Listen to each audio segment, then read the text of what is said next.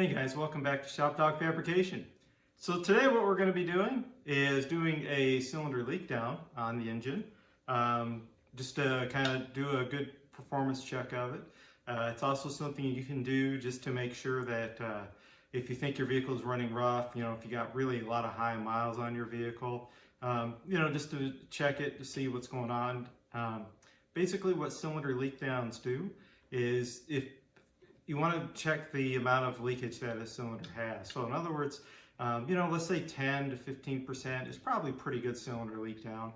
You start getting into, 20 plus, then you may be having, for example, if a leak, intake valve leak, if you hear air coming out to your carburetor or your throttle body, your intake valve would be leaking.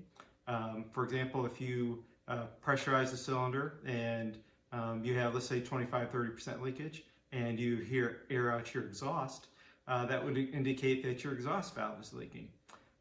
If you pull your dipstick and you have, again, around that 30% leakage, 40, whatever, and you get air coming out your dipstick and not the carburetor or the exhaust, then it would indicate that you probably have piston rings that are worn. So those are some indicators to give you an idea of what may be going on with your engine.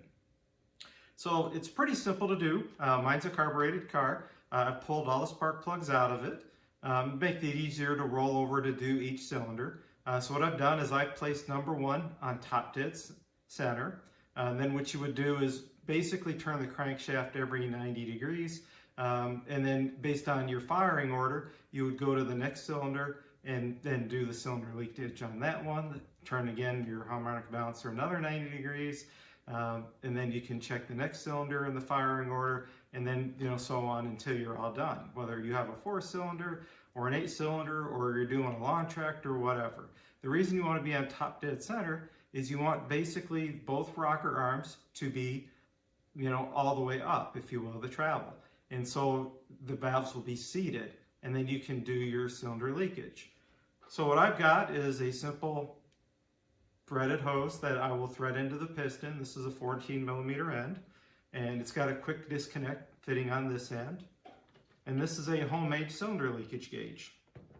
So it's very simple.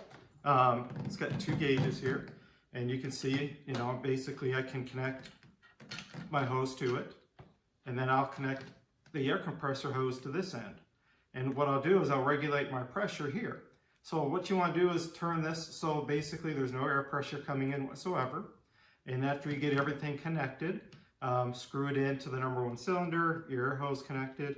Basically then you slowly increase, the air pressure on this dial, and you set it to 100 PSI. Now, then after you set this one to 100, you want to look at this one and see what it's at. Now, it will not be at 100. If you're, let's say, at 90, 88, 80, something like that, that's basically saying that if it reads 90, for example, then you have 10% cylinder leakage. If it's reading 80, you have 20% cylinder leakage. And that's basically what you're doing, is you're looking to see how much leakage you have. Again, if you start getting over that 20 area, you're definitely having problems. I'll say 15, over 15 may indicate you're starting to have some issues, but definitely when you start getting over 20, you are having some issues. So what I'll do is I'll just kind of air up one cylinder real quick, show you what it looks like, and that gives you an idea how to do your cylinder leakage.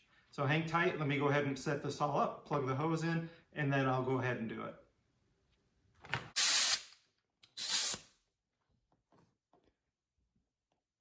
Okay, now I've connected my air pressure line, and I've got this set probably to about 120 PSI. And now what I'm going to go ahead and do is slowly increase this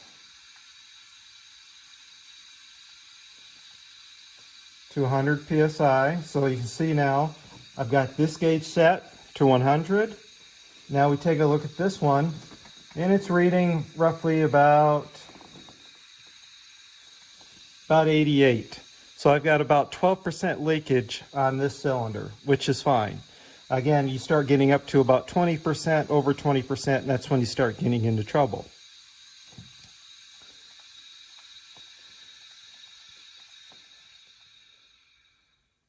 So you can see this is very simple. This is just a very simple, inexpensive air regulator. You know, piece of pipe, a little piece of maybe a black pipe, a T, you know, a gauge fitting or a gauge, another piece of small black pipe, a couple, and you too can make a very simple and inexpensive cylinder leak down tester.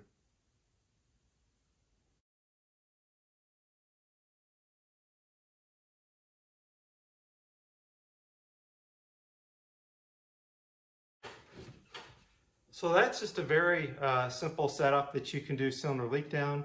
Again, just to check if you're doing a performance check of your engine, like I am, or if you're trying to diagnose a problem that you may be having with your engine. Let's say it's not running well, you know, maybe it's got a lot of oil consumption, you know, it's misfiring, other problems. So I hope you guys enjoyed this very simple little video.